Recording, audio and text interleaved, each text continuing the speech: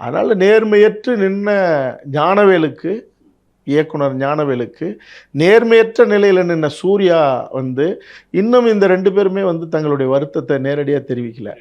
யார் மனதாவது புண்பட்டு இருந்தால் நாங்கள் வருத்தத்தை, என்ன இது ஒரு நேர்மையற்ற அயோக்கியத்தனம். அவன் தான் கத்துறான், கதறான், கோவப்படுறான், கொந்தளிக்கிறான், உன் வீட்டுக்கு போலீஸே போட்டிருக்கானுவோம்.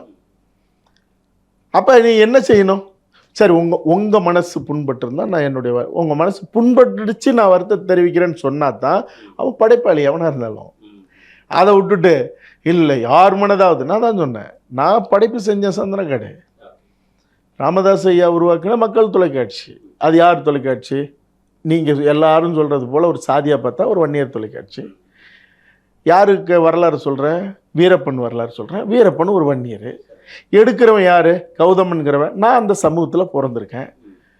எண்ணற்ற எங்கள் வீட்டு பெண்களை சாதி கடந்து அந்த வீரப்பன் தேர்தல் வேட்டைங்கிற பேரில் அந்த காட்டோரம் வாழ்ந்த மக்கள், அது என்ன வேறு வேறு எல்லா சாதியும் இருக்குது, அதில் வன்னியர் சாதி எத்தனையோ பெண்களை வன்புணர்ச்சி செஞ்ச தேவாரத்தை நீ இன்ன சாதின்னு சொல்லலை. நான் 15-18 வருஷத்துக்கு முன்னாடியே தேவாரத்தை தான் நான் குற்றவாளியாக்கினேன். ஏன்னா அதிகாரம் கையில் இருந்ததுனால குற்றவாளியாக தண்டிக்கலை.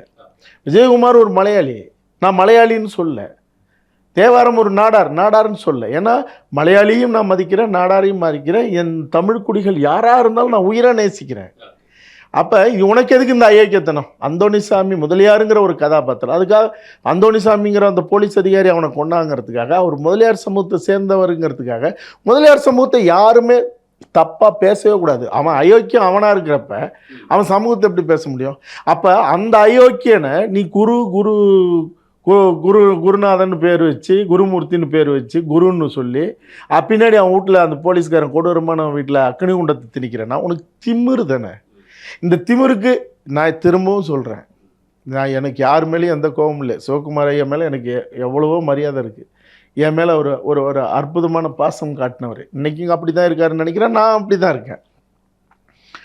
நீங்கள் செஞ்ச தப்புக்கு, ஜெய்பீமில் செஞ்ச தப்புக்கு ஞானவேலும் சூர்யாவும் பகிரங்க மன்னிப்பு கேட்காத வரைக்கும் இந்த தமிழர் குடியில் இருக்கிற பெருங்குடியாக நிற்கிற வன்னியர் சமூகம் இவர்கள் படைப்புகளை 100% புறக்கணிக்கும்.